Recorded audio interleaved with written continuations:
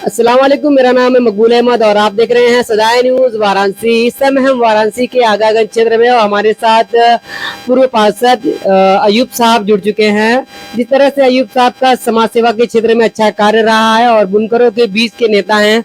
बात करेंगे हालात हाजरा पर। जिस तरह से आप देख रहे हैं कि बुनकरों के सारे कारोबार प्रभावित हो रहे हैं, तो इसकी क्या वजह है? धीरे धीरे तमाम लूम जो है खड़ी है। हालात ये है कि आज हमारे यहाँ का हिंदुस्तान का एक्सपोर्ट और इंपोर्ट प्रभावित है, जिससे बुनकरों का माल विदेशों में नहीं जा पा रहा है और बुनकर बदहाल है। बुनकर की हालात ये है कि सड़क पर बैठा है, न उसके पास काम धंधा है न कुछ है। फिक्स रेट की बिजली का उसको देना है। मकान का टैक्स GIS के जरिए इतना ज़्यादा बढ़ा दिया गया है कि जिसके पास एक बिस्से का मकान है वो कम से कम सालाना 5,000 रुपया टैक्स दे रहा है। पानी का टैक्स दे रहा है 10,000 रुपया।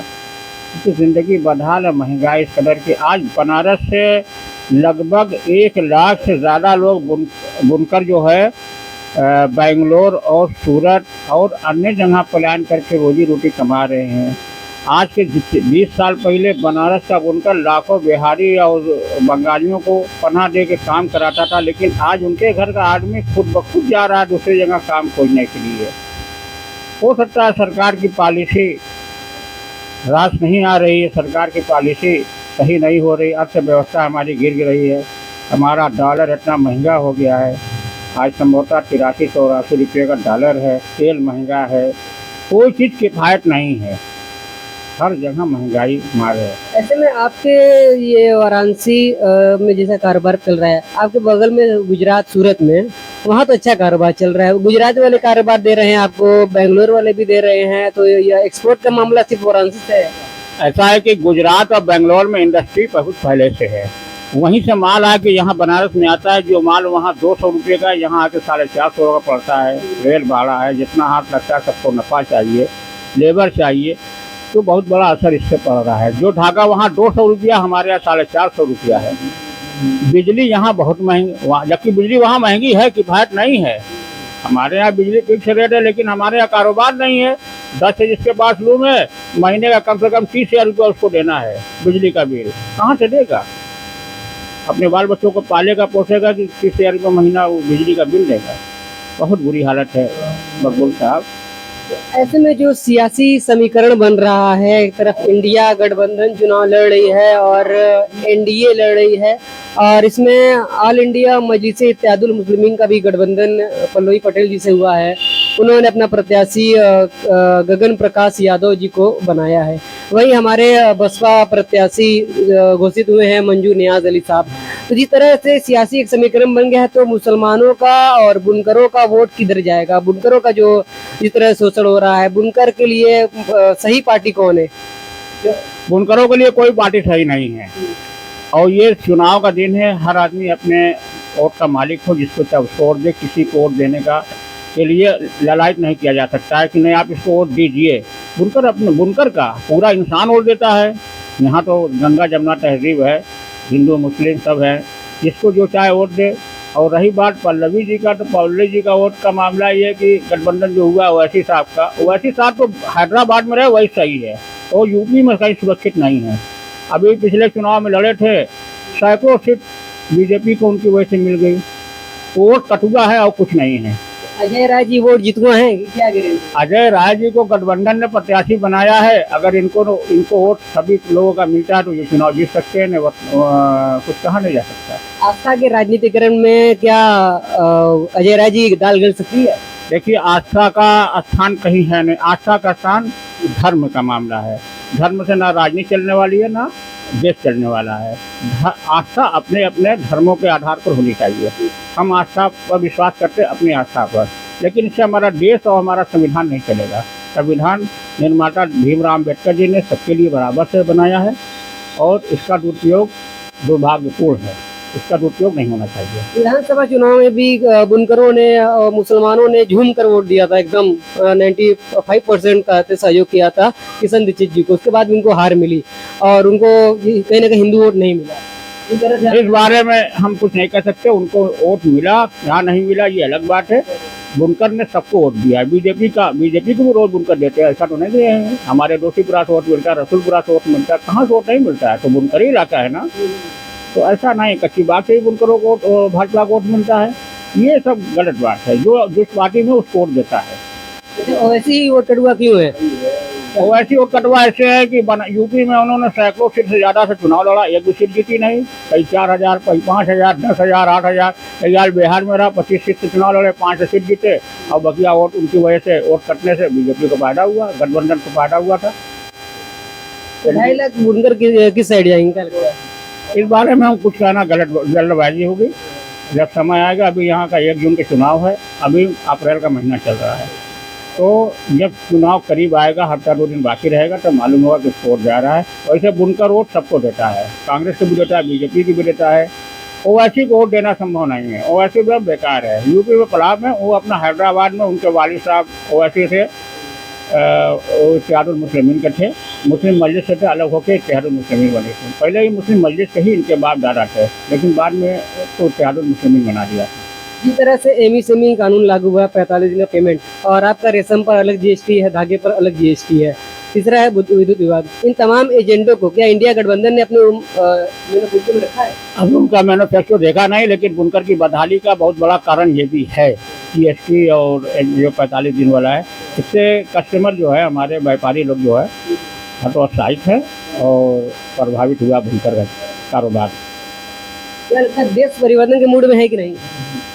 जनता तो परिवर्तन चाह रही है, क्योंकि आज जितनी बेरोजगारी है, लगभग 50-70-80% बुनकर आवाम जो पढ़ी लिखी है, बेरोजगार पड़ी हुई है।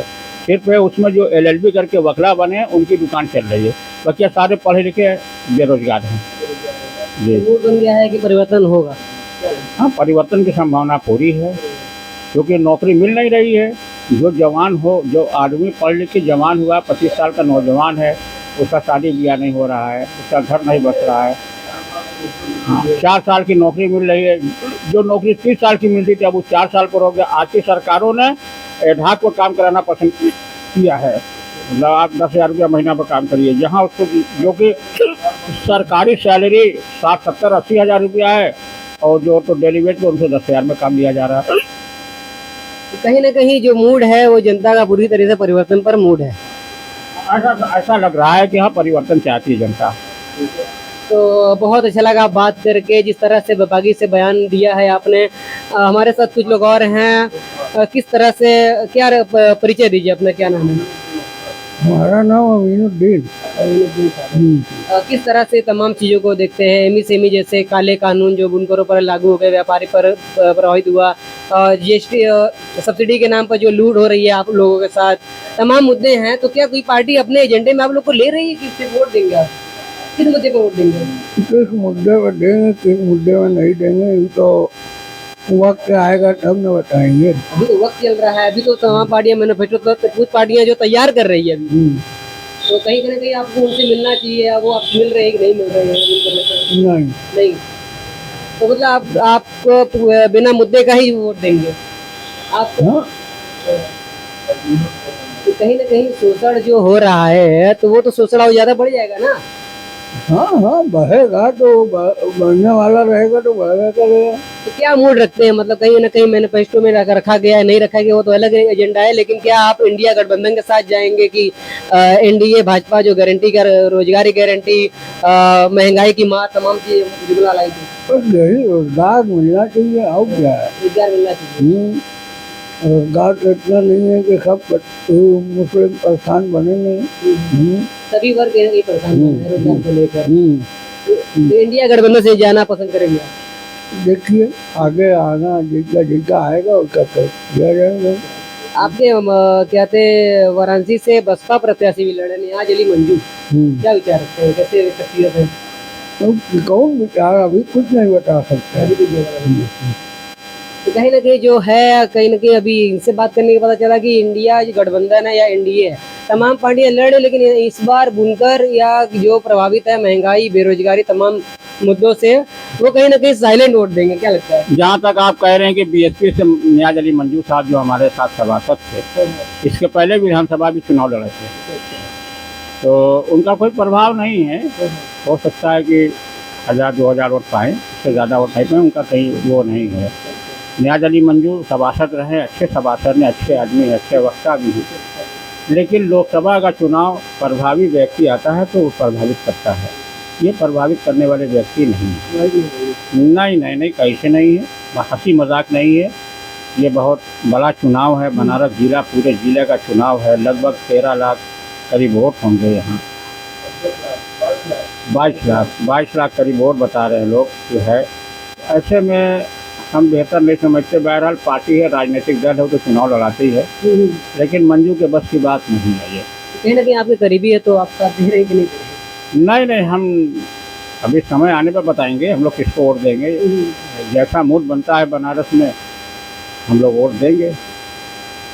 और नियाज़ अली मंजू का चुनाव लड़ना संभव ठीक नहीं है, उनको नहीं लड़ना चाहिए था। अजय राय प्रभावी व्यक्ति हैं, प्रदेश अध्यक्ष कांग्रेस के हैं, ये ठीक है। महंगाई, ये चुनाव महंगाई और बेरोजगारी को लेके है।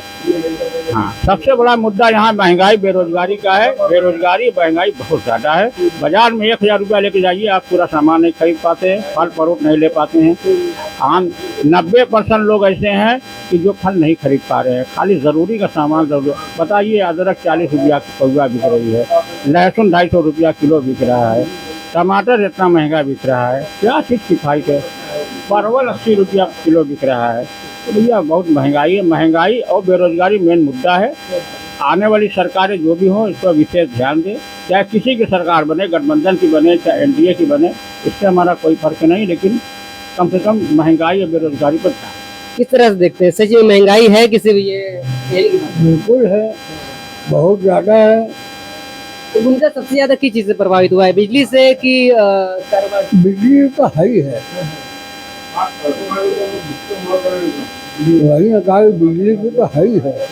बिजली का है, किसान बने हैं, कारोबार चल नहीं रहा है। बत्ती जो इतना ज़्यादा बढ़ा दिए थे तो उसमें हम लोग खर्च नहीं रहे। यानी कि जो मोदी जी वादा किए थे अटल बिहारी योजना के अंतर्गत बुनकरों को राहत देंगे, तो कितनी राहत मिली है? राहत मिली है, 10 साल के देख रहे हैं हम लोग, को राहत बहुत मिल गई है। इतनी राहत मिल गई है कि हम लोग भूखे मर रहे हैं। 400 के पार का नारा भी है मोदी जी का। 400 के पार, अब की बार 400 के पार। ठीक है, हाँ, जो समय आएगा तो वो तो तब पता लगेगा कि हाँ के कहाँ कर रहा है। तो ऐसे में जो बातें खुल के आई है, इस बार जो बुनकर है या जो भी लोग कारोबार से प्रभावित है, महंगाई से प्रभावित है, वो तमाम लोग इस बार साइलेंट वोट करेंगे। बताएंगे नहीं किस कैंडिडेट को कर रहे हैं, क्या जो एजेंडा है उस एजेंडे पर कार्य करेंगे और बहुत साइलेंट तरीके से वोट इस बार पड़ेगा। और इंडिया जो गठबंधन है उनकी ही ज़्यादा से ज़्यादा पड़ने की उम्मीद है। और जो बुनकर प्रभावित है तो कहीं ना कहीं बुनकरों का और वोट इंडिया गठबंधन की तरफ जाएगा। चाहे तमाम पार्टियां आ जाए, चाहे ओवैसी आ जाए, चाहे बसपा आ जाए, चाहे कोई भी पार्टी आ जाए, इंडिया गठबंधन में 2.5 लाख जो बुनकर हैं वो सहमति के साथ बेरोजगारी, सब्सिडी, एमएसएमई और जीएसटी और रेशम पे जो जीएसटी लगी है, धागे पे लगी है, इन तमाम मुद्दों पर बुनकर जो है एक जायज तरीके से इंडिया गठबंधन को वोट करेगा, ऐसा कि लोगों ने बताया। मिलते हैं अगली अपडेट में, और हमारी न्यूज़ आपको अच्छी लगी तो कमेंट करके ज़रूर बताएं। मिलते हैं जल्द। हमारे चैनल पर नए हैं तो चैनल को लाइक करें, सब्सक्राइब करें और दोस्तों में शेयर करते हैं। हमारे साथ खास रिपोर्ट कर रहे थे तौसीफ साहब, धन्यवाद आप सभी का। मिलते हैं अगली अपडेट में।